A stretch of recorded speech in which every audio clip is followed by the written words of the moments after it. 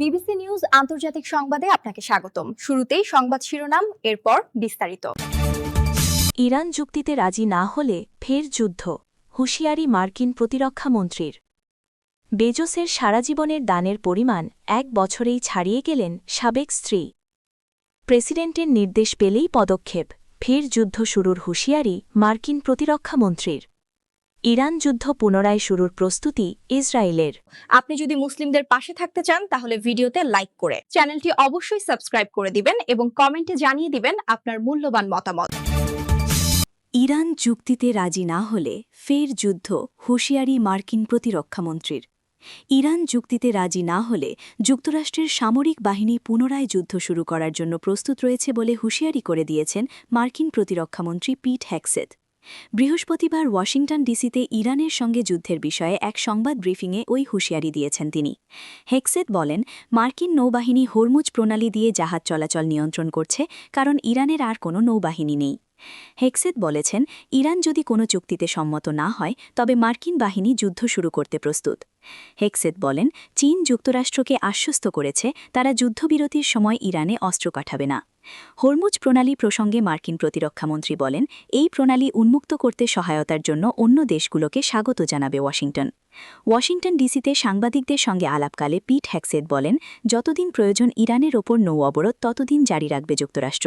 তিনি বলেছেন, ইরানের বর্তমান সর্বোচ্চ নেতা মুজতবা খামেনি আহত হয়েছেন বলে ধারণা করা হচ্ছে এবং তিনি বেঁচে আছেন। আপনি যদি মুসলিমদের পাশে থাকতে চান তাহলে ভিডিওতে লাইক করে চ্যানেলটি অবশ্যই সাবস্ক্রাইব করে দিবেন এবং কমেন্টে জানিয়ে দিবেন আপনার মূল্যবান মতামত। বেজোসের সারা জীবনের দানের পরিমাণ 1 বছরেই ছাড়িয়ে গেলেন সাবেক স্ত্রী। অ্যামাজন প্রতিষ্ঠাতা জেফ বেজোসের সাবেক স্ত্রী ও বিশিষ্ট দাতা ম্যাকেনজি স্কট বয়স্ক ও ঘরবন্দি মানুষের সহায়তায় নিয়োজিত সংস্থা মিলস অন হুইলস আমেরিকাকে 7 কোটি মার্কিন ডলার অনুদান দিয়েছেন। সম্পূর্ণ শর্তহীনভাবে দেওয়া এই অর্থ সংস্থাটির দেশব্যাপী বিস্তৃত নেটওয়ার্ককে আরও শক্তিশালী করবে, যা প্রবীণদের খাবার সরবরাহ, নিরাপত্তা নিশ্চিতকরণ এবং সামাজিক যোগাযোগ বৃদ্ধিতে কাজ করে। সংস্থাটির পক্ষ থেকে জানানো হয়েছে, এই অনুদান এমন এক সময়ে এলো যখন প্রায় 1,40,00,000 প্রবীণ নাগরিক খাদ্য নিরাপত্তাহীনতায় ভুগছেন এবং 56% প্রবীণ একাকিত্ব অনুভব করছেন। এই একাকিত্বকে বর্তমানে একটি জাতীয় মহামারী হিসেবে চিহ্নিত করা হচ্ছে, যা তাদের স্বাস্থ্যের ওপর নেতিবাচক প্রভাব ফেলছে। সম্প্রতি ম্যাকেনজি স্কট অ্যামাজনে তার শেয়ারের পরিমাণ 42% কমিয়ে দিয়েছেন। জেফ বেজোসের সঙ্গে বিচ্ছেদের পর এটিই তার সবচেয়ে বড় শেয়ার বিক্রির ঘটনা। মূলত জনহিতকর কাজের তহবিল সংগ্রহের জন্যই তিনি এই পদক্ষেপ নিয়েছেন বলে ধারণা করা হচ্ছে। 56 বছর বয়সী এই দানবীর বর্তমানে তার প্ল্যাটফর্ম ইল্ড গিভিংয়ের মাধ্যমে 2020 সাল থেকে এ পর্যন্ত প্রায় $26 বিলিয়ন দান করেছেন। কেবল 2025 সালেই তিনি $7.2 বিলিয়ন দান করেন, যা তার মোট সম্পদের প্রায় 46%। আপনি যদি মুসলিমদের পাশে থাকতে চান তাহলে ভিডিওতে লাইক করে চ্যানেলটি অবশ্যই সাবস্ক্রাইব করে দিবেন এবং কমেন্টে জানিয়ে দিবেন আপনার মূল্যবান মতামত। প্রেসিডেন্টের নির্দেশ পেলেই পদক্ষেপ, ফের যুদ্ধ শুরুর হুঁশিয়ারি মার্কিন প্রতিরক্ষামন্ত্রীর। ইরান তাদের হারানো সামরিক সক্ষমতা পুনরুদ্ধার করতে পারবে না বলে মন্তব্য করেছেন মার্কিন প্রতিরক্ষামন্ত্রী পিট হেগসেথ। একই সঙ্গে তেহরানকে পরবর্তী পদক্ষেপ বুদ্ধিমত্তার সঙ্গে বেছে নেওয়ার আহ্বান জানিয়েছেন তিনি। ওয়াশিংটন ডিসিতে এক সংবাদ সম্মেলনে হেগসেথ বলেন, যুক্তরাষ্ট্র নিশ্চিত করবে যাতে ইরান কখনোই পারমাণবিক অস্ত্র অর্জন করতে না পারে। তিনি জানান, এই লক্ষ্য অর্জনে যুক্তরাষ্ট্র প্রথমে ভাইস প্রেসিডেন্ট জেডি ভ্যান্সের নেতৃত্বে কূটনৈতিক পথকে অগ্রাধিকার দিচ্ছে, তবে প্রয়োজনে কঠোর পথেও এগোনো হবে। তিনি সতর্ক করে বলেন, ইরান ভুল সিদ্ধান্ত নিলে তাদের ওপর অবরোধ আরও জোরদার হবে এবং অবকাঠামো, বিদ্যুৎ ও জ্বালানি খাতে হামলা চালানো হতে পারে। ইরানের সামরিক নেতৃত্বকে উদ্দেশ্য করে হেগসেথ বলেন, আমরা আপনাদের ওপর নজর রাখছি। তিনি দাবি করেন, যুক্তরাষ্ট্র ও ইরানের সামরিক সক্ষমতা সমান নয় এবং এটি সমান লড়াই নয়।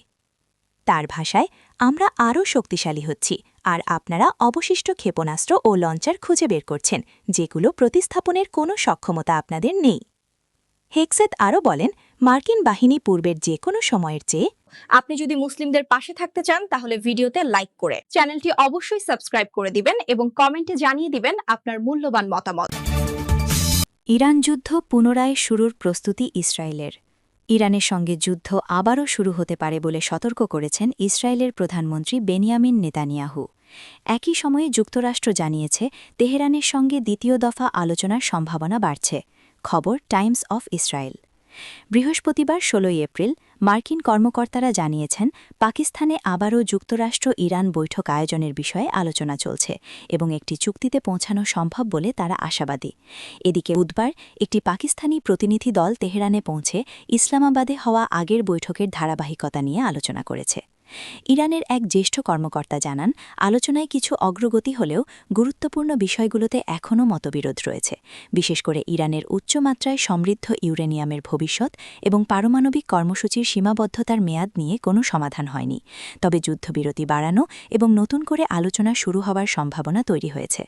হোয়াইট হাউসের প্রেস সেক্রেটারি ক্যারোলিন লেভিট বলেন, পরবর্তী আলোচনা খুব সম্ভবত পাকিস্তানের রাজধানীতেই হবে এবং একটি চুক্তির সম্ভাবনা নিয়ে তারা ইতিবাচক।